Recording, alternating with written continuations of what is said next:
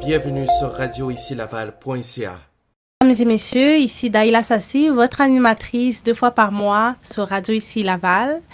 Rappelez-vous, Bonjour Laval, c'est une émission d'inspiration citoyenne, non partisane. 2 fois par mois, je vous présente des citoyens qui, à Laval, nous font rayonner Laval par des valeurs humaines, la justice sociale, l'entrepreneuriat en général et féminin en particulier, la cohésion sociale, l'inclusion sociale et tout cela est au cœur du débat. Rappelez-vous, peut-être vous en avez entendu parler, c'est qu'il y a eu un communiqué de la part de Femmes et Sœurs récemment, le 1er juin, qui annonçait que 52,5 millions seraient utilisés comme financement. Oui, comme financement. Et aujourd'hui, nous avons Sylvie Gazana qui va nous en parler plus. Elle est la directrice régionale de Femmes et Sœurs à Laval. Merci d'être avec nous, Sylvie. Merci beaucoup de l'invitation, ça me fait très plaisir. Bonjour. Est-ce que tu pourrais te présenter, s'il te plaît? Oui, certainement. Alors, mon nom, c'est Sylvie Gassana. Je suis donc, comme tu le mentionnais tantôt, directrice régionale de Femmes et Sœurs pour la région de Laval. Moi, je suis d'origine rwandaise, je suis africaine, immigrante depuis plus d'une vingtaine d'années. J'ai principalement une expérience en financement d'entreprises. Donc, après mes études, j'ai beaucoup évolué dans différentes entreprises, institutions financières principalement, que ce soit la Banque Royale, la Banque nationale, la BDC au niveau du financement des entreprises. Et depuis maintenant presque 3 ans, je suis chez Femmes et Sœurs au niveau du financement et de l'accompagnement. Donc, c'est ça. Je suis maman, mariée, 2 enfants, passionnée par l'entrepreneuriat. Et donc, je suis très heureuse aujourd'hui d'être avec vous là pour vous parler un peu de tout ce sujet-là. Et c'est quoi Femmes et Sœurs? C'est quoi ses objectifs, ses réalisations aussi? Effectivement, donc Femmes et Sœurs, c'est une organisation qui a plus de 25 ans d'existence. Donc, notre mission chez Femmes et Sœurs, c'est vraiment de soutenir l'entrepreneuriat féminin. Comment on fait cela? Donc, c'est à travers une offre de financement que nous avons pour financer des entreprises qui démarrent, donc des projets de démarrage, de croissance, d'acquisition, de relève. Donc, c'est vraiment des prêts. C'est vraiment des prêts, des prêts que nous offrons à ces entrepreneurs-là qui ont des projets pour justement, pour leur entreprise. Alors, donc, nous, c'est vraiment du financement. Mais c'est aussi du financement accompagné. Donc, avec notre financement, on a toute une gamme d'accompagnement qu'on offre à nos entrepreneurs. Donc, de l'accompagnement personnalisé. Donc, avec des entrepreneurs, on a développé plusieurs outils comme des diagnostics de compétences qui permettent vraiment d'évaluer le niveau de compétences entrepreneuriales des entrepreneurs. Nous avons ce qu'on appelle des cellules de co-développement qui sont vraiment des regroupements de femmes entrepreneurs qui se retrouvent une fois par mois et qui échangent sur leur réalité entrepreneuriale. D'ailleurs, pour celles qui sont intéressées, nous sommes en recrutement. Vous pouvez nous suivre sur notre page de Femmes et Sœurs. Donc, c'est presque 300 femmes qui participent à nos cellules de co-développement chaque année. Donc, c'est vraiment un bel outil de partage de réalité entrepreneuriale. Mais on a aussi toute une gamme de services avec des experts qui sont là. Femmes entrepreneurs. Et donc, c'est ça. Fait que Femmes et Sœurs, c'est vraiment du financement accompagné. C'est en gros ça. Et quand tu as dit tout à l'heure 300 femmes, est-ce que les 300 femmes, c'est à travers le Québec ou juste absolument. à Laval? Non, c'est à travers le Québec, effectivement. Okay, wow. Donc, Femmes et Sœurs est vraiment répartie dans les 17 régions au Québec. Oui. Donc, chaque région, on a une directrice régionale. Et donc, c'est vraiment à travers le Québec. Là. Donc, on est vraiment une organisation provinciale québécoise. Et nous sommes financés par le gouvernement du Québec principalement. Et c'est pour ça qu'on est très fiers de pouvoir justement avoir un impact sur l'entrepreneuriat au Québec. Oui, c'est ça, exactement. Et c'est ça, en juin dernier, tout à l'heure, je parlais du communiqué qui avait eu lieu. Et vous avez annoncé que Femmes et Sœurs allait dorénavant élargir sa clientèle. Oui. Et est-ce que vous pouvez nous en dire plus? Oui, très excitée justement par cette nouveau départ. Hein, c'est un renouveau de Femmes et Sœurs. Ça fait quand même 25 ans, comme je le disais, qu'on est vraiment dans l'entrepreneuriat féminin. Mais là, on veut justement offrir notre accompagnement puis notre financement à plusieurs entrepreneurs qui sont encore marginalisés au niveau de l'écosystème entrepreneurial, je vous dirais. Donc, on va offrir, justement, on a reçu cette enveloppe de financement-là, de plus de 50 millions de dollars. Et donc, ça va être opérationnel là, très, très bientôt, là, au mois de septembre. Et donc là, on avait vraiment le focus sur l'entrepreneuriat féminin.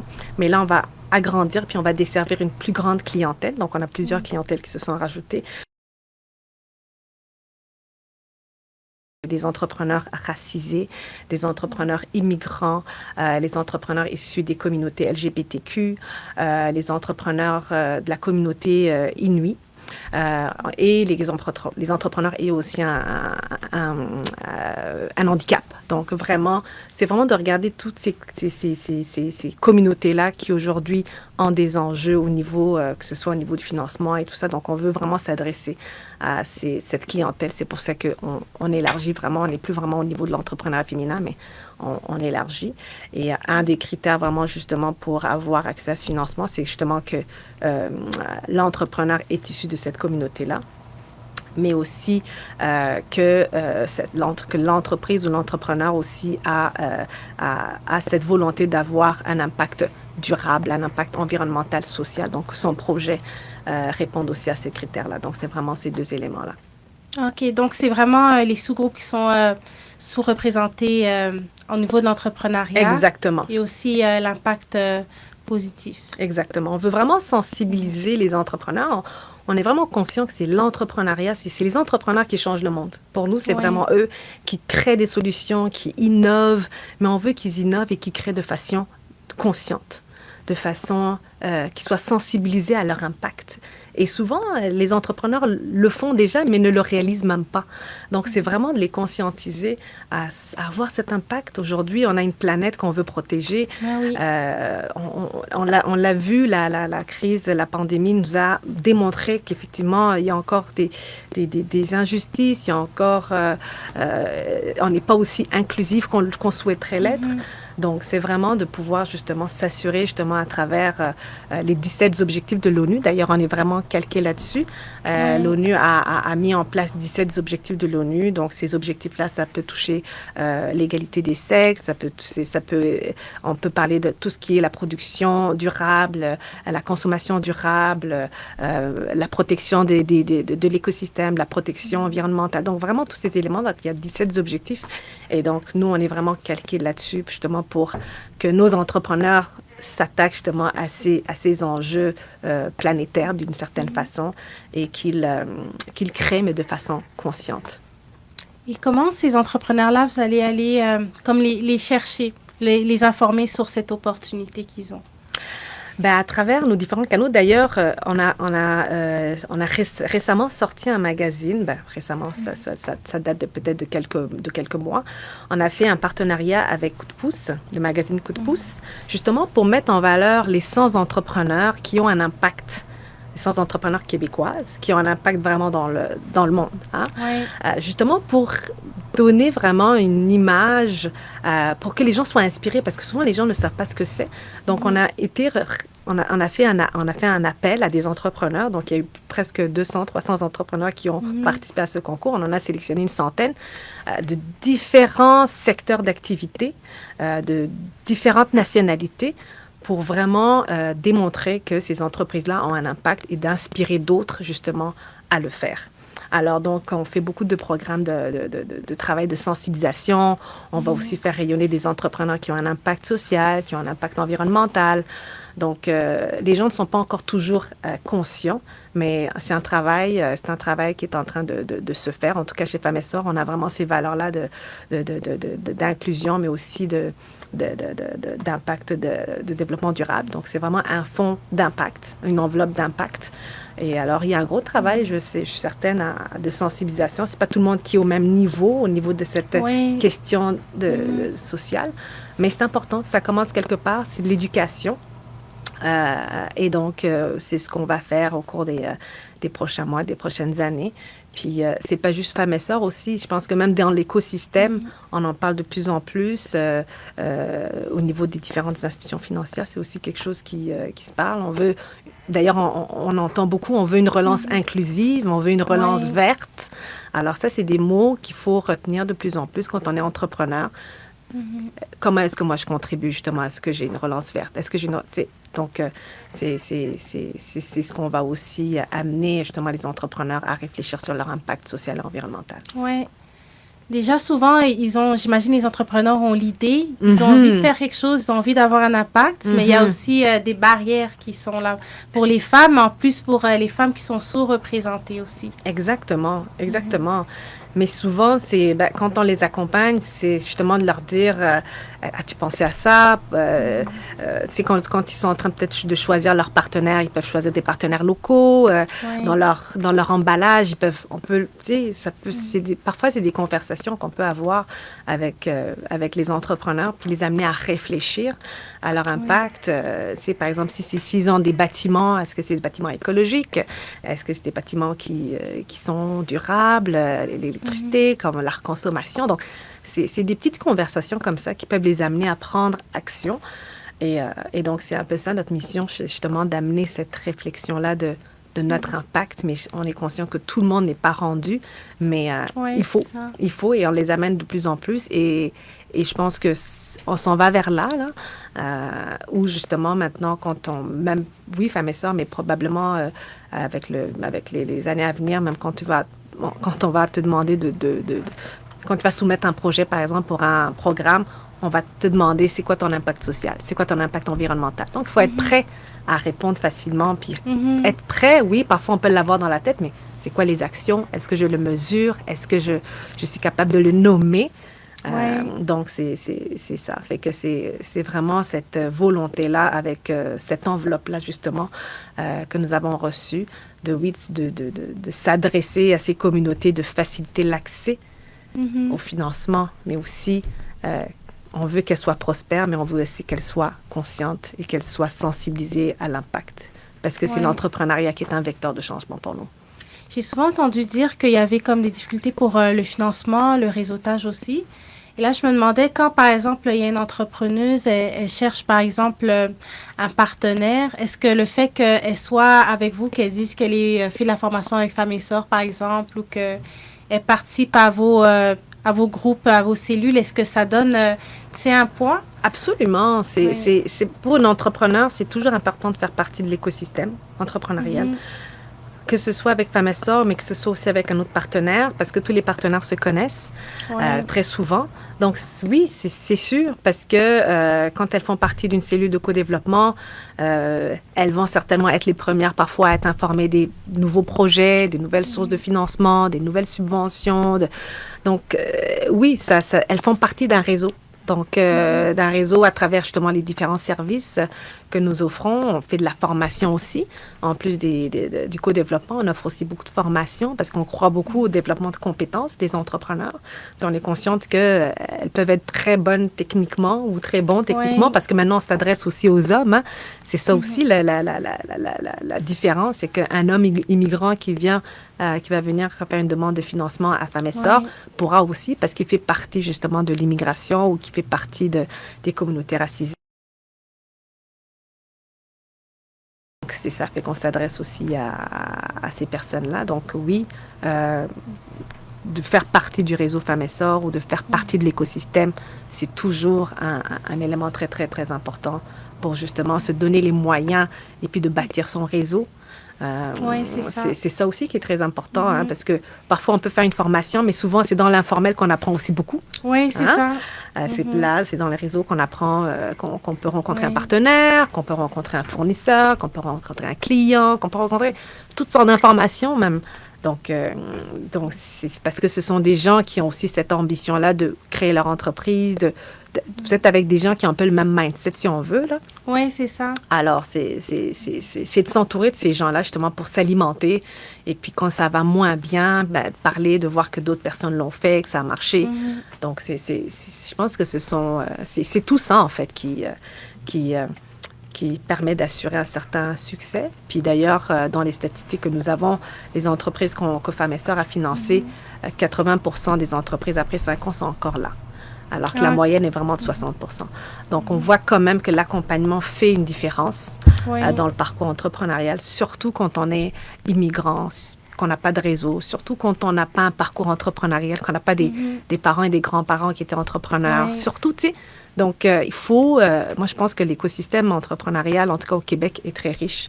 Il y a énormément d'organisations, il y a énormément de ressources. Maintenant, c'est de savoir qui fait quoi. Donc, il faut faire un effort de connaître à quel moment est-ce que je présente mon dossier, à quel partenaire. Donc, c'est vraiment tout ça. Mais je pense que plus ça va et il y a beaucoup de possibilités justement de réussir son projet. Et concrètement, une personne qui veut commencer, qui veut pouvoir utiliser l'enveloppe de financement, participer, comment elle peut s'inscrire? Comment elle vous contacte? Absolument. Donc, c'est sûr que nous, elle fait une demande de financement. Donc, c'est sûr qu'il y a des documents au préalable qu'on va leur demander de fournir. Oui. Un peu comme dans les autres, dans les autres institutions financières. Fait que c'est sûr que ça prend un plan d'affaires. Hein? Un plan d'affaires, ça, c'est la base même, c'est l'outil de vente d'un entrepreneur. Donc, un plan d'affaires, ça, ce sont des documents qui vont être demandés, des prévisions financières, des états financiers. Donc, il y a une documentation quand même à fournir.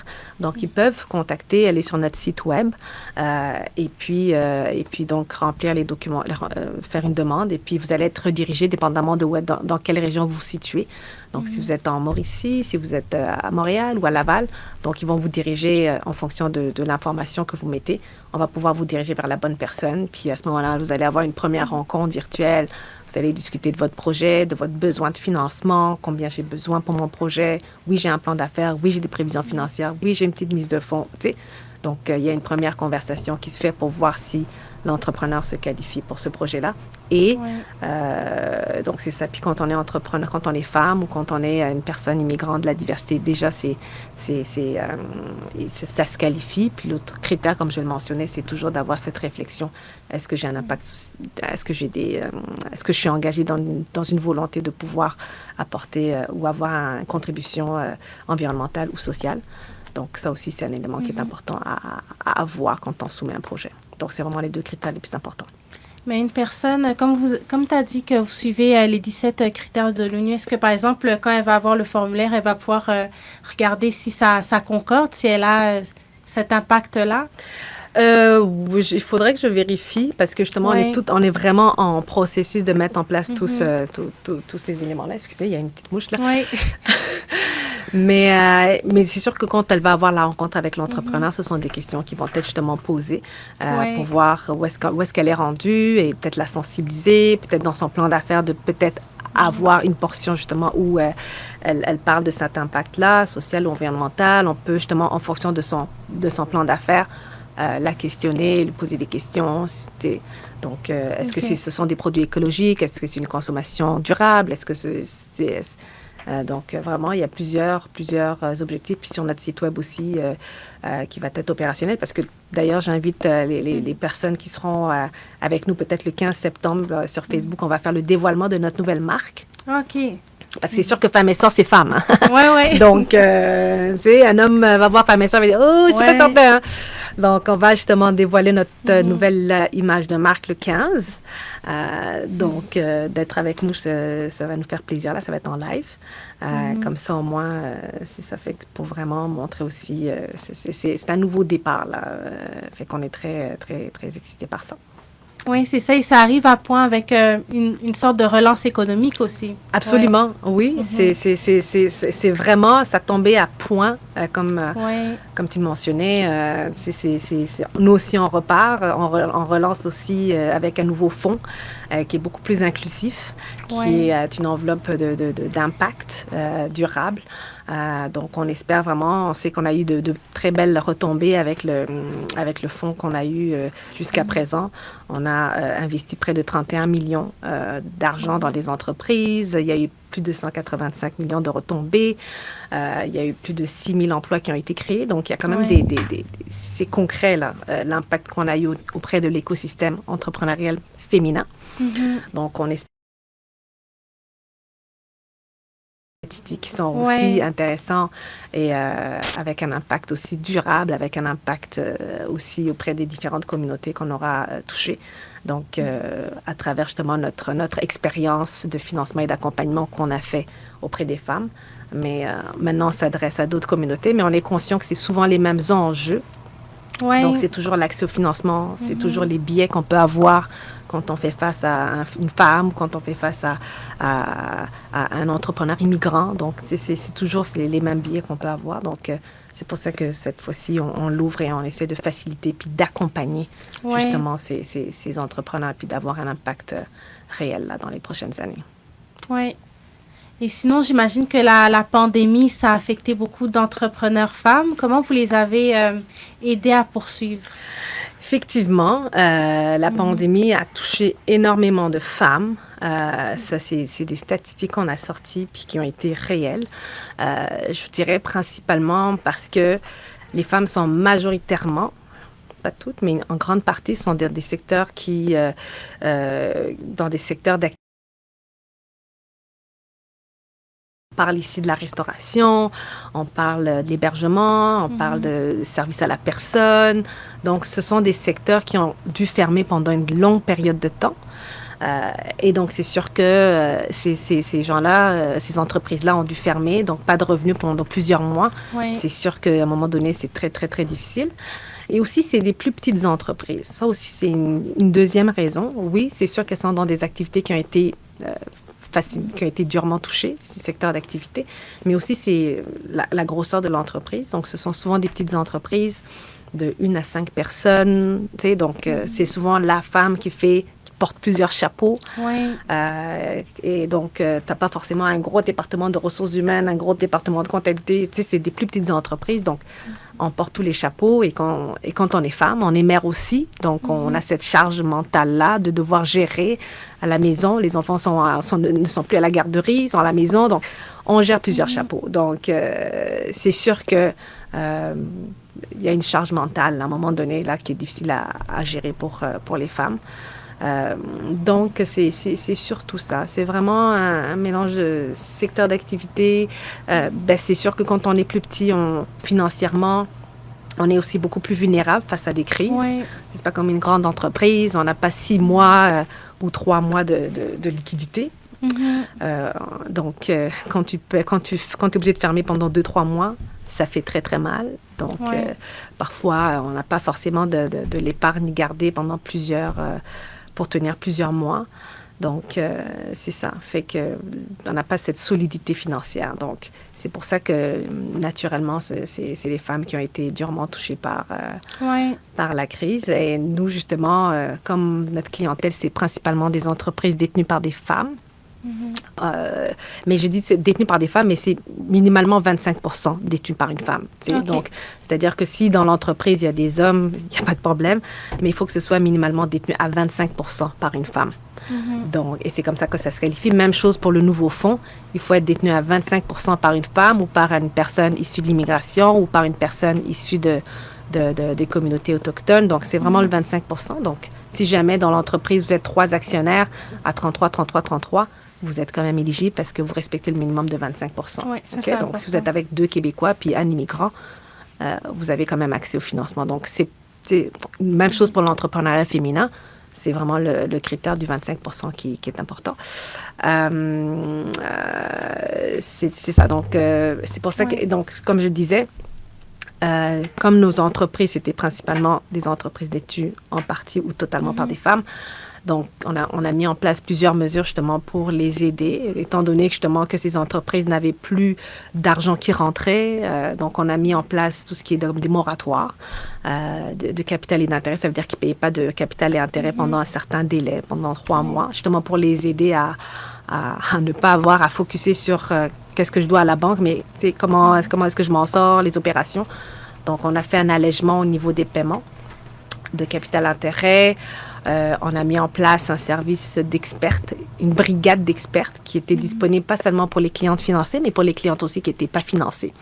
Donc, ça, c'est vraiment des services de consultation d'1 heure avec des consultants, avec des experts. Donc, j'ai un problème légal, j'ai un problème comptable, je ne sais pas comment, j'ai un problème avec mon fournisseur, j'ai un problème avec un client. Donc, c'est vraiment d'avoir accès à des heures de consultation avec des experts. Ça a beaucoup aidé, surtout pendant cette période-là de crise. Fait qu'il y a eu plus de, je pense que c'est à peu près 200 ou 300 femmes qui ont pu avoir accès à ces services-là gratuitement.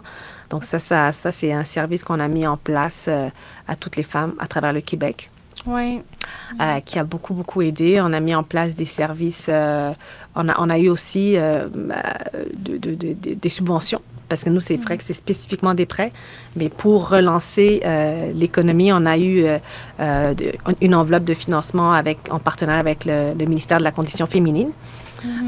Donc, pour offrir des subventions à la relance, donc des montants de 10 000 et 20 000 dollars qu'on a pu offrir en subvention à des entreprises qui avaient des projets de relance, qui étaient en train d'automatiser leur entreprise, qui étaient en train de refaire leur site web, mais qui n'avaient pas forcément les moyens parce que justement à cause de la crise. Ouais. Donc, on voulait quand même les accompagner ou qui étaient en train de pivoter tout simplement, qui changeaient leur modèle d'affaires. Donc, il y a eu beaucoup de choses.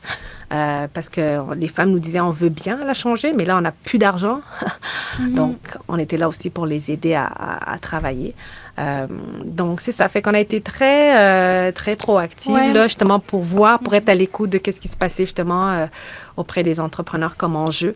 Donc, fait qu'on est venu, justement, avec toutes sortes de subventions, de services, d'allègements, pour les aider à redémarrer les opérations, les cellules de co-développement qui ont continué, qui ont été vraiment un espace d'échange Ça a continué important. par Zoom, j'imagine. Oui, absolument, absolument. Ça a continué par Zoom, mais on n'avait pas le choix. Mais malgré tout, les gens étaient au rendez-vous. Là, ils avaient envie de parler, puis d'échanger, puis de voir comment est-ce que l'autre s'en sort. Finalement, ça va mieux. Finalement, c'est quand même pire, mais elle s'en sort, mais elle tient le coup. Moi aussi, je vais... Tu sais, fait ça s'encourage. Et j'ai entendu des femmes qui disaient, heureusement que j'étais là, parce que seule, j'aurais pas pu.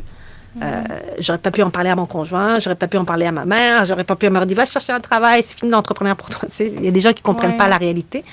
Alors, de s'entourer de femmes qui vivent les mêmes enjeux, qui sont frappées de la même façon, ça aide à remonter la pente puis à reprendre confiance.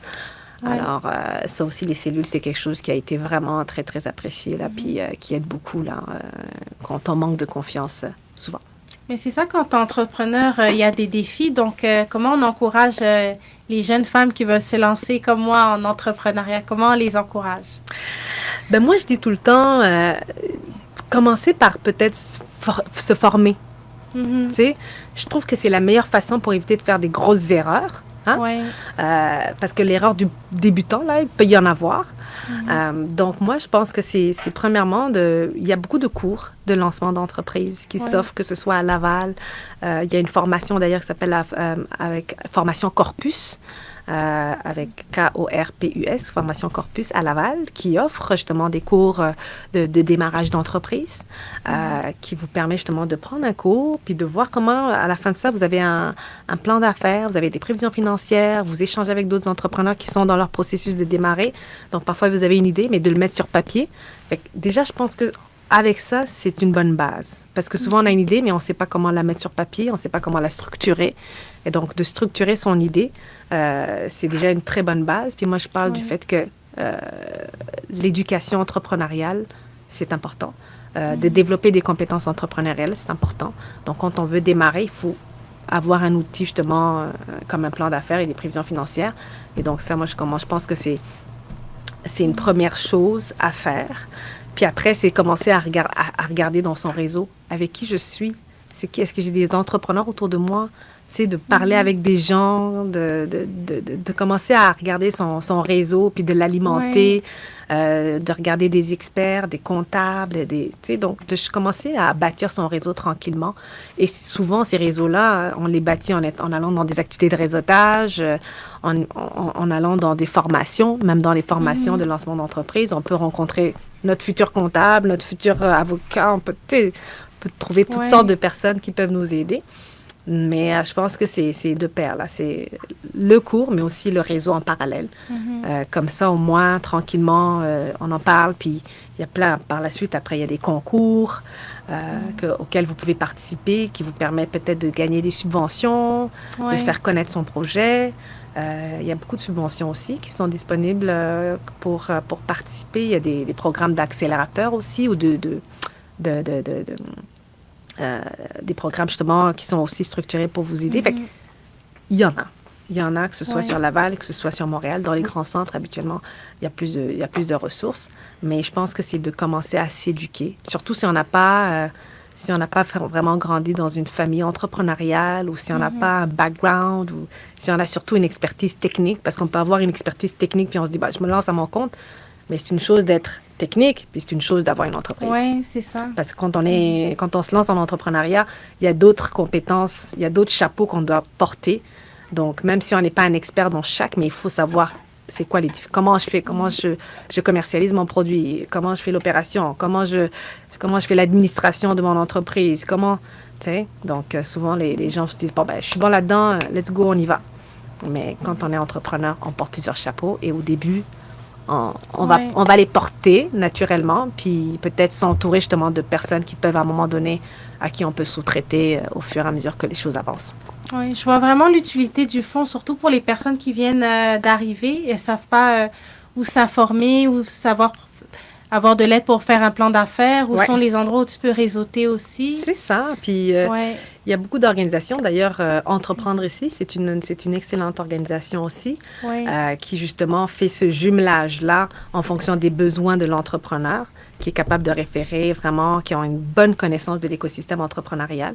Donc, nous, on travaille beaucoup avec, justement, ces différentes organisations qui vont desservir les différentes communautés pour qu'un entrepreneur qui a besoin de financement ou un entrepreneur qui a plus besoin de réseautage ou un entrepreneur qui a plus besoin d'expertise ici. Donc, fait que, je pense que l'écosystème commence à être intéressant pour vraiment les entrepreneurs de la diversité.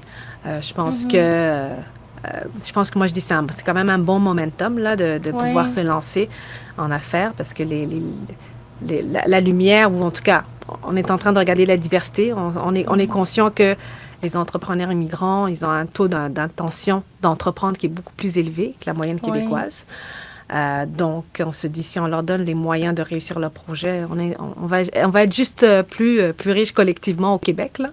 Donc, fait que c'est pour ça que je pense que l'écosystème est en train de se mettre en place là, pour s'assurer que ces obstacles-là vraiment soient diminués, puis que l'entrepreneur immigrant ou racisé ou autochtone ou qui a un handicap ou les communautés LGBTQ, ceux qui veulent se lancer aient les mêmes chances de réussir qu'un Québécois. Donc, c'est vraiment de cette égalité des chances-là qu'on veut donner à tous les entrepreneurs, parce qu'en bout de ligne, ils veulent créer une entreprise à leur image. Oui. Donc, c'est ça. Et est-ce que tu aurais un mot de la fin? Un mot de la fin, moi, un mot inspirant qui va nous encourager. Un mot inspirant, je dirais c'est un excellent momentum, comme je le disais tantôt, pour se lancer en affaires. Je pense que les projets doivent naître des communautés. Oui. Hein, parce qu'on est les mieux, on connaît nos problèmes et il faut qu'on vienne avec nos solutions. Hein? Et les solutions ça va vraiment répondre à un besoin, parce que je pense qu'on est tous conscients qu'il y a des enjeux, qu'il y a des problématiques. Donc, à tout entrepreneur immigrant ou racisé, ou toutes ces communautés aujourd'hui qui sont marginalisées, vous avez des idées, faites appel à votre écosystème, faites appel à Femmes Essor, il y a des ressources, Entreprendre ici, la communauté de Laval, l'écosystème. Donc, vraiment, allez-y. Puis, je pense que plus on aura d'entrepreneurs issus de l'immigration, issus des communautés, qui vont venir avec des solutions qui répondent à des enjeux de nos communautés, les communautés vont être beaucoup plus riches. C'est aussi simple que ça. On aura moins de chômage, on aura moins de criminalité, on aura moins de... on sera beaucoup plus riche collectivement et au niveau des communautés. Donc, je pense que l'entrepreneuriat, il faut que ce soit... oui, c'est une prise de risque, mais je pense qu'en bout de ligne, celui qui réussit avec un projet qui est porteur, c'est toute une communauté qui en bénéficie. Oui, exactement. C'est vraiment toute une communauté qui en bénéficie. Donc, on a besoin d'entrepreneurs, de la diversité, de la grande diversité. On a besoin des projets qui soient porteurs, on a besoin des projets qui ont un impact, que ce soit social, que ce soit environnemental. Donc, alors, lancez-vous. Et puis l'écosystème sera là pour vous soutenir. Oui. Voilà. Vous avez entendu, lancez-vous. Exactement, lancez-vous. Donc, on était avec Sylvie Gazana, la directrice régionale de Femmes et Sœurs à Laval. Et on remercie aussi notre technicien Frédéric qui nous a aidés. Et on était aussi sur Radio Ici Laval. On fait les émissions chaque 2 fois par semaine à 20h. Et je vous remercie d'avoir été avec nous. Bonne journée. Merci beaucoup.